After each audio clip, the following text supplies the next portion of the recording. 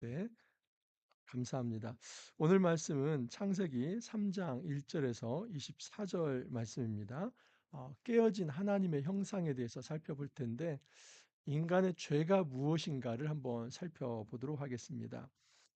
인류, 아담과 하와가 최초로 죄를 짓게 됩니다. 우리는 그 죄의 본질이 무엇인지를 한번 살펴야 오늘날 우리가 짓는 죄가 무엇이고 우리가 어떻게 회복된 하나님의 백성으로 살아갈 수 있을지를 알 수 있습니다.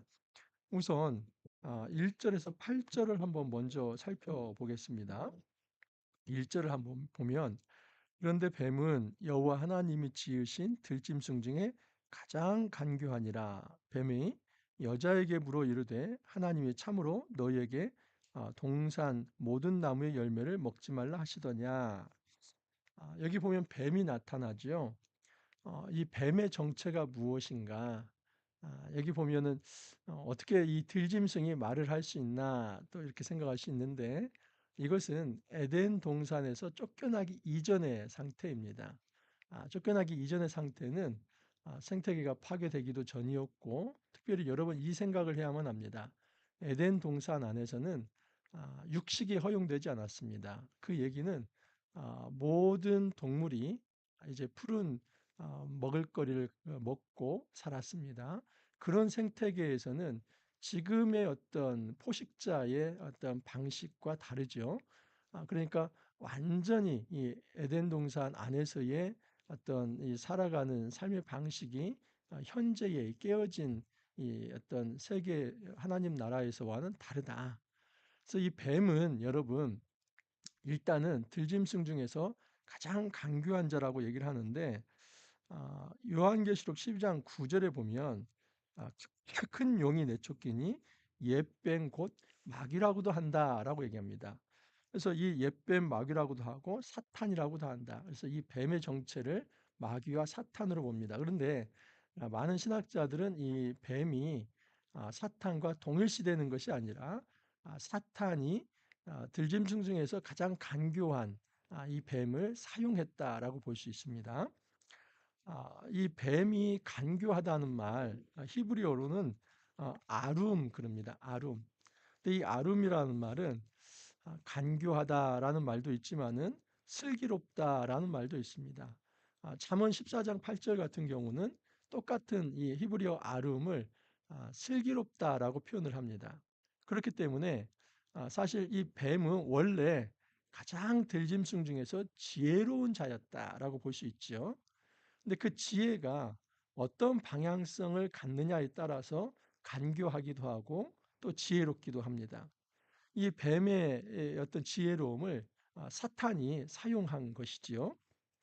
그래서 이 사탄이 이제 뱀을 사용해서 그 뱀이 여자에게 물어보는 겁니다. 이것은 하나의 죄의 메커니즘인데 처음에 여자를 이제 유혹하죠. 근데 유혹할 때 뭐라고 얘기합니까? 보면은 뱀이 여자에게 물어 이르되 하나님이 참으로 너희에게 동산 모든 나무의 열매를 먹지 말라 하시더냐. 실제로 하나님께서 그렇게 하셨습니까? 동산 모든 나무의 열매를 하나님이 먹지 말라고 하셨습니까? 아니죠. 동산 중앙에 있는 하나의 열매만 따먹지 말게 한 거죠. 이것은 하나님 말씀에 의문을 품게 하는 전략이다라고 볼 수 있습니다.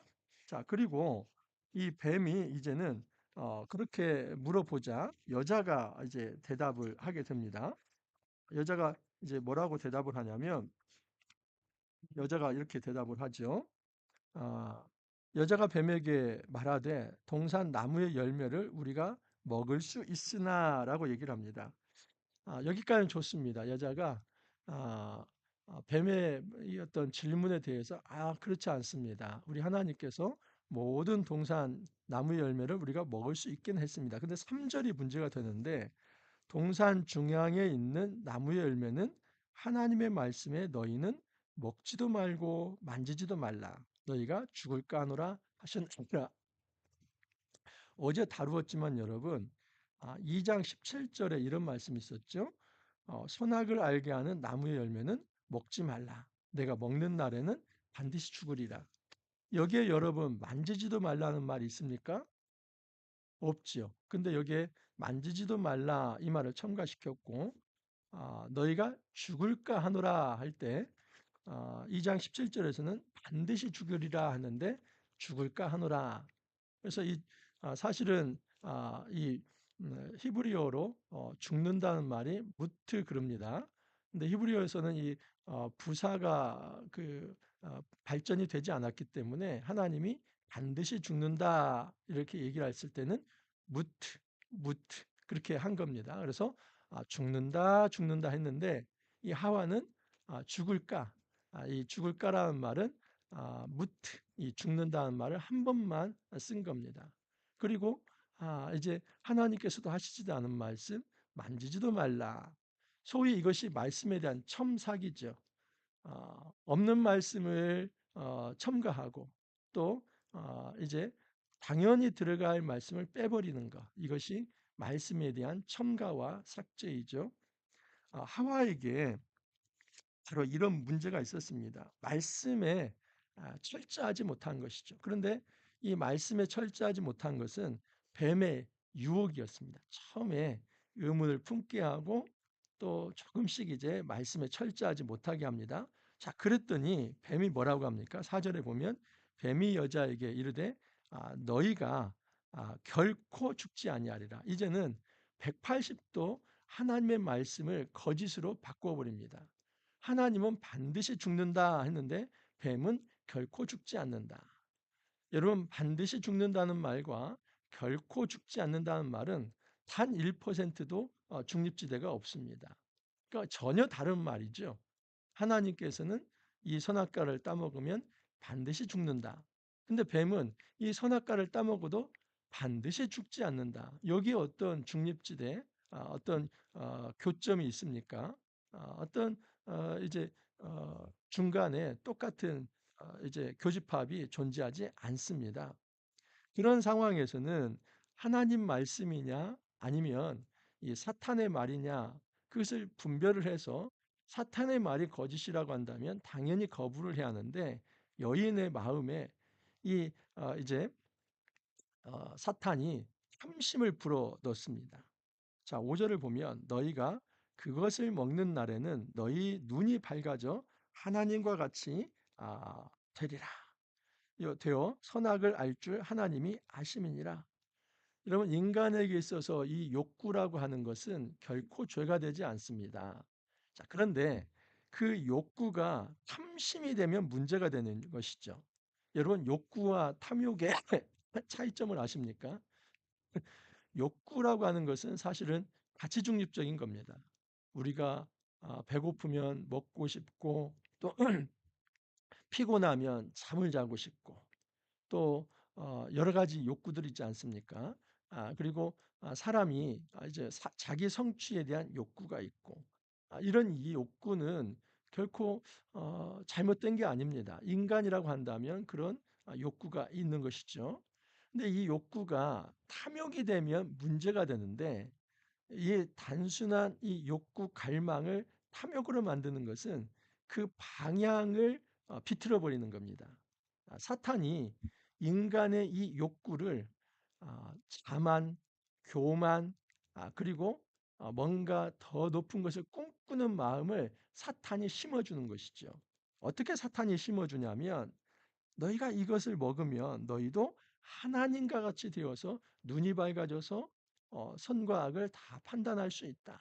어떤 욕구를 심어주냐면 너희가 이것을 먹기만 한다면 하나님처럼 높아질 거다 하는 그 탐심을 심어주는 것이죠.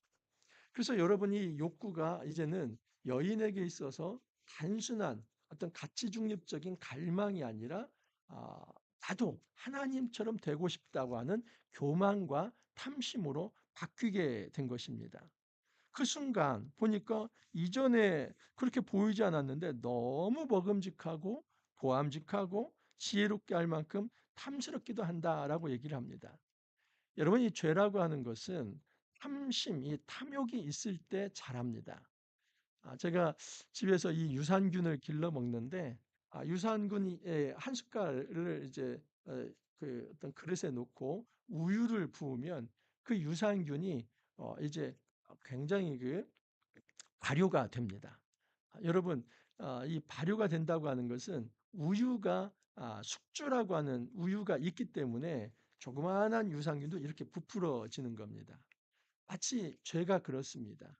이 죄라고 하는 것이 아무리 조그마한 거라 할지라도 그 안에 탐심이라고 하는 탐욕이라고 하는 주변 환경, 마음이 완성이 되면 그 조그마한 욕심이 이렇게 부풀려져서 그 죄가 되는 것이지요. 그렇듯이 여자의 마음에 이제는 정말 죄로 짓고 싶은 마음이 이렇게 커진 겁니다. 저 열매를 보면 탐스럽고 먹음직스럽죠. 그래서 실제로 그 죄를 실천을 하게 됩니다. 여인이 이제는 단순한 유혹에 빠진 것이 아니라 그 죄를 이제 짓게 되는 것이죠. 그래서 자기가 먹고 그리고 남편에게도 그것을 주어 먹게 했다라고 얘기를 합니다.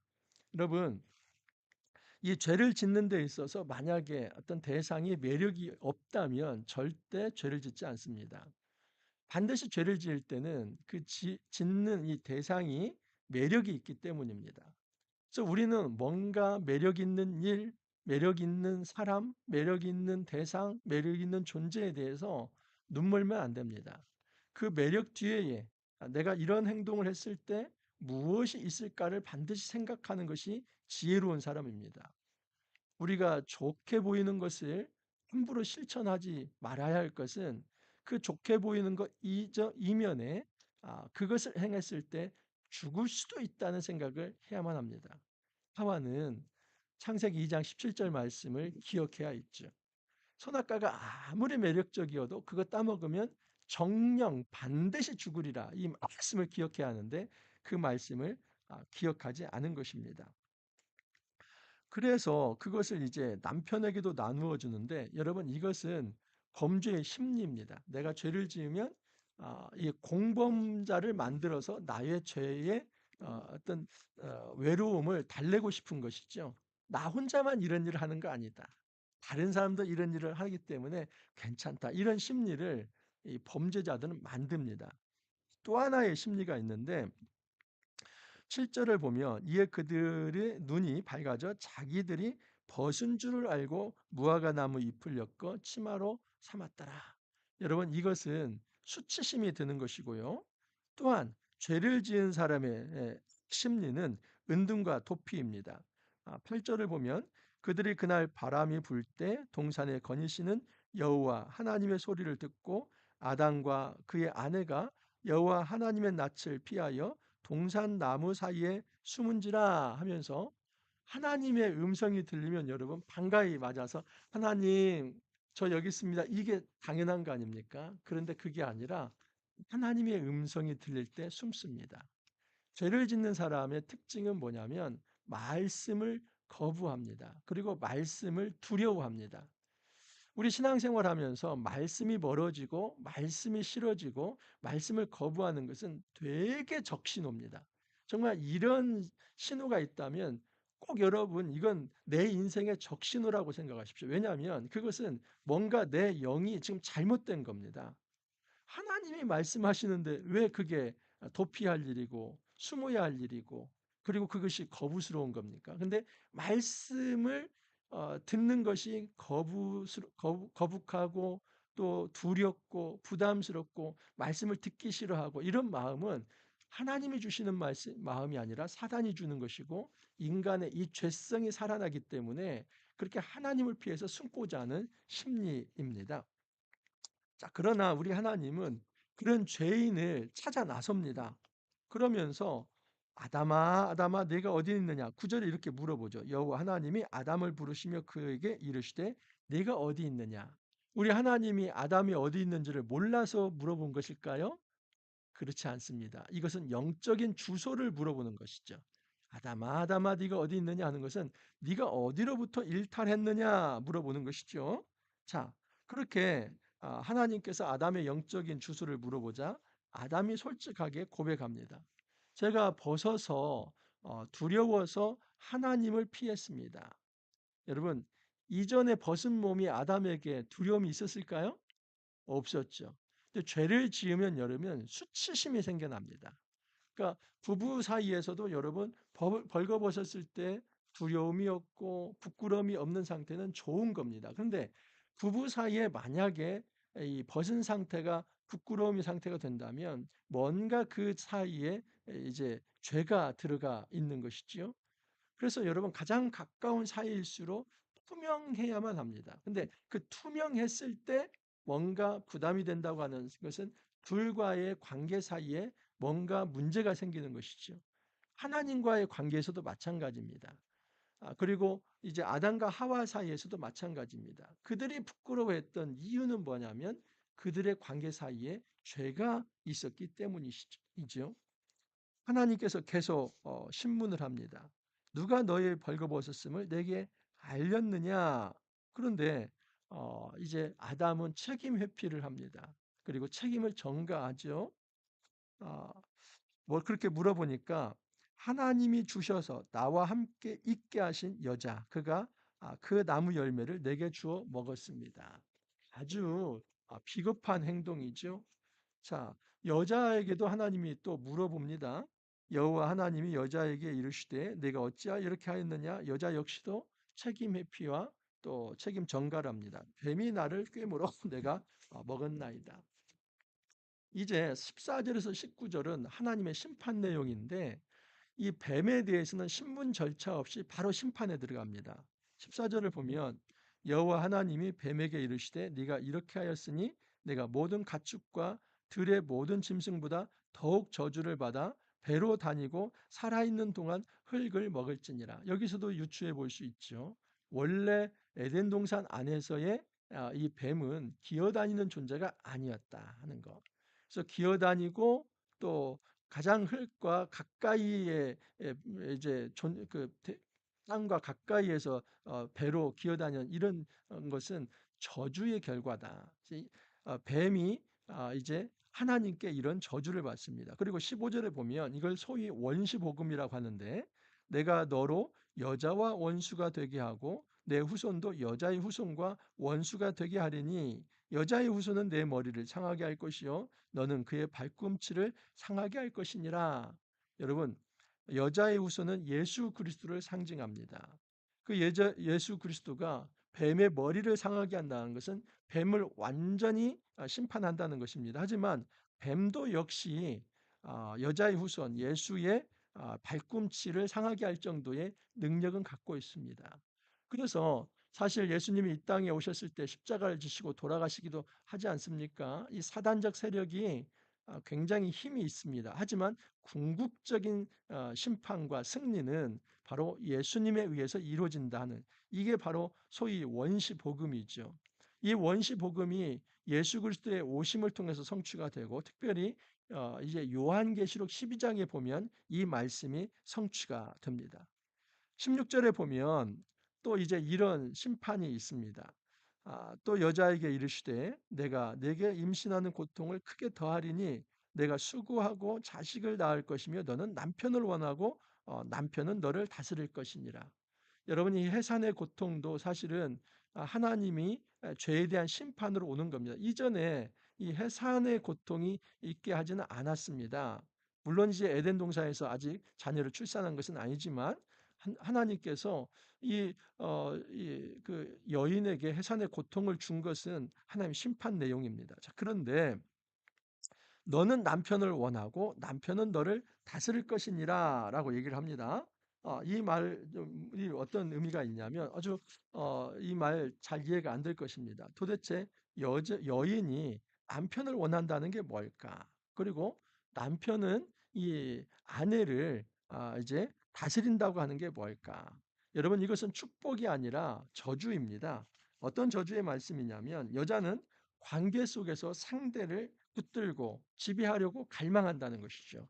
하지만 또 남자는 힘과 권위를 통해서 억압적으로 다스리려 한다. 그러니까 여자는 여자가 가지고 있는 이 속성을 가지고 남자를 지배하려고 하고 또 남자는 남자가 가지고 있는 속성을 가지고 여자를 지배하려고 하는 서로 지배하려고 하는 모습을 보인 겁니다. 이것은 깨어진 관계이죠. 이 깨어진 하나님의 형상에서는 이제는 가장 가까운 사람에게서조차도 이런 시기, 질투, 다툼, 상처와 아픔을 만들어낸다 하는 것이죠. 여러분, 궁극적 인간의 회복의 이상, 이것이 에베소서 5장 21절에 보면 이제 남편과 아내의 관계를 통해서 보여주는데, 그리스도를 경외함으로 피차 복종하라. 그러니까 남자와 여자는 그리스도를 경외함으로 서로 복종해야 할 존재이지 이렇게 서로 지배해야 할 존재가 아니라는 것을 분명히 말합니다. 또한 남자에게는 수고해야만 먹을거리를 얻을 수 있다는 이 노동에 대한 고통, 이것도 심판입니다. 원래 이 노동은 여러분 축복이었죠. 하나님이 아담에게 에덴 동산을 이제 다스리도록 한 것은 축복이었습니다. 이제 죄를 지은 이후에 하나님의 심판을 받은 이후에는 이 노동이 고통이 되는 것이죠. 그래서 땅은 척박하고 결핍함으로 인간에게 도움을 주지 않는다는 것. 그것을 극복하기 위해서는 엄청난 수고가 필요하다는 것. 자, 궁극적으로는 이렇게 말합니다. 19절에 보면 내가 흙으로 돌아갈 때까지 얼굴에 땀을 흘려야 먹을 것을 먹으리니 네가 그곳에서 취함을 입었습니다. 너는 흙이니 흙으로 돌아갈 것이니라. 흙이니 흙으로 돌아갈 것이다. 이것은 죽음에 대한 선포이죠. 여러분, 죄의 메커니즘이 이렇습니다. 인간 안에 욕심이 만들어지고 욕심이 장성하면 죄가 되고 그 죄가 또 더 장성하면 사망이 이루어지는 것이죠. 그래서 야고보서 1장 15절에 보면 욕심이 잉태한즉 죄를 낳고 죄가 장성한즉 사망을 낳느니라. 이것이 죄의 메커니즘입니다. 결국 죄의 궁극적인 종착점은 사망이다 하는 것을 알 수 있죠. 이런 가운데서도 우리 하나님은 구속하는 것을 잊지 않습니다. 먼저 20절을 보면 하나님이 그의 아내의 이름을 아담이 그의 아내의 이름을 하와라 불렀으니 그는 모든 산자의 어머니가 됨이더라. 여러분, 영어식으로 말하면 이 하와가 뭡니까? 이브죠. 이브라는 말은 사실 하와를 영어식으로 음역을 한 것이고 원래 하와입니다. 근데 하와라는 말은 히브리어 하야에서 온 겁니다. 많이 들어보셨죠? 이 하야라는 말은 살다, 생명 그런 말입니다. 그렇기 때문에 하와라는 말은 생명, 살아있는 자, 생명을 낳는 자라는 거죠. 그 밑에 해설이 되어 있습니다. 모든 산자의 어머니. 그러니까 하와는 생명을 주는 자로서 남아있는 것이죠. 아담에게는 흙이니 흙으로 돌아가라고 했을 때는 죽음을 선포했는데 그 죽음의 세상 속에서도 아직 생명을 생산할 수 있는 힘을 하나님 남겨주셨다 하는 것. 이거 축복입니다. 그리고 또한 21절에 보면 여호와 하나님이 아담과 그의 아내를 위하여 가죽옷을 지어 입혔다. 여러분이 가죽옷은 반드시 짐승을 희생해야만 얻을 수 있는 겁니다. 그러니까 여러분 이것은 하나님이 에덴 동산에서 첫 번째 피를 흘리신 분이 하나님이라는 걸 알 수 있어요. 에덴 동산에서는 여러분 육식이 허용되지 않았습니다. 그러니까 동물 간에도 서로 포식이 없었습니다. 심지어 사람 여러분 짐승을 먹지 않았습니다. 그러니까 가죽 벗길 일이 없죠. 근데 하나님의 최초로 짐승을 희생하고 그리고 그 희생된 짐승의 가죽을 벗겨서 인간에게 옷을 입혀 주신 거죠. 여러분 이 가죽옷은 나중에 예수 그리스도의 희생 제물을 상징하기도 합니다.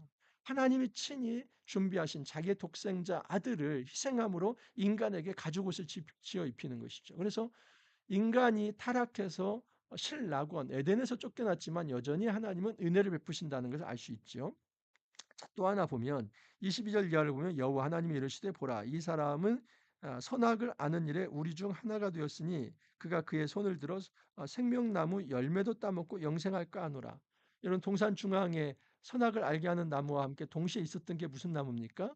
생명나무죠. 근데 만약에 죄를 지은 상태로 생명나무 열매를 먹으면 죄를 지은 상태로 영생하는 겁니다. 이게 바로 지옥입니다. 그래서 하나님은 최소한 이것을 막기 위해서 에덴 동산에서 추방하고 에덴 동산에 들어가지 못하도록 그 에덴 동산을 이제 두루 도는 불칼로 이제 그 생명나무의 길을 지킵니다.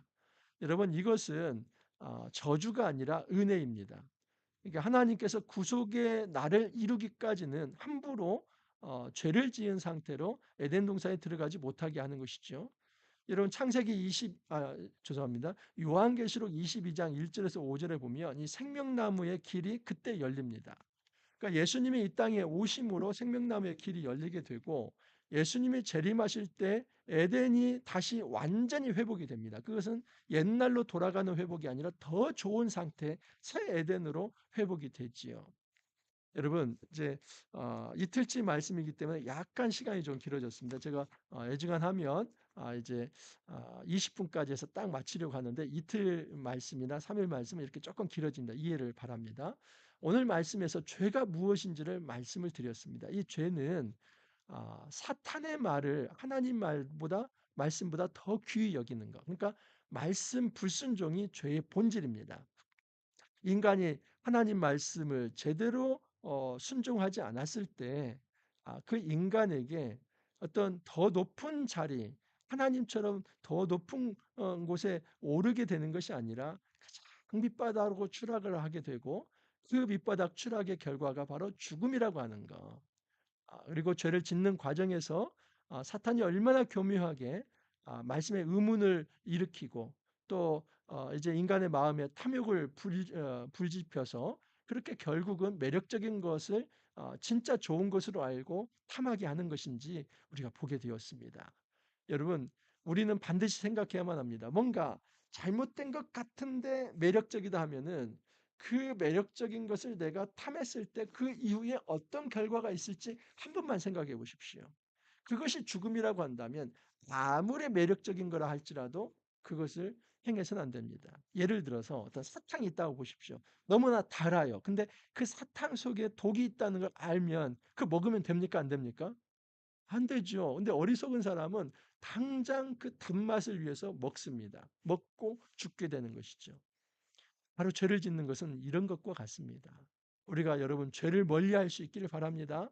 이를 죄를 멀리하는 사람은 우리의 힘으로는 안 됩니다. 우리가 예수님을 먼저 마음에 영접해야 하고 성령이 내 안에 내주하고 매일 이처럼 말씀을 묵상해야만 우리는 죄를 멀리하는 삶을 살아갈 수 있습니다. 우리가 이 거룩한 삶 함께 살기를 바랍니다. 함께 기도하겠습니다. 주님 감사합니다. 오늘 이 아침에도 하나님 말씀 묵상하며 하루를 시작할 수 있게 해 주시니 감사합니다. 사탄은 지금도 호시탐탐 우리를 노리며 우는 사자처럼 우리를 잡아먹으려 합니다. 온갖 좋은 것으로 그럴듯한 말로 우리의 귀를 즐겁게 하면서 이거 한번 먹어봐 그렇게 유혹을 합니다. 주님, 우리가 죄의 정체를 밝히 알면서 그것을 가까이 했을 때는 죽음이 있다는 것을 생각하면서 정말 하나님 말씀을 기억하면서 이겨낼 수 있게 하옵소서. 우리의 힘으로는 부족합니다. 우리가 날마다 말씀을 묵상할 때 성령이 임재하여 주셔서 이 죄를 멀리하며 오히려 하나님을 가까이하며 말씀을 가까이하며 거룩한 삶 살아갈 수 있도록 은혜 더하여 주옵소서. 주님 감사하옵고 예수님 이름으로 기도하옵나이다. 여러분 오늘 하루도 화이팅 하시고 또 내일 찾아뵙도록 하겠습니다. 감사합니다.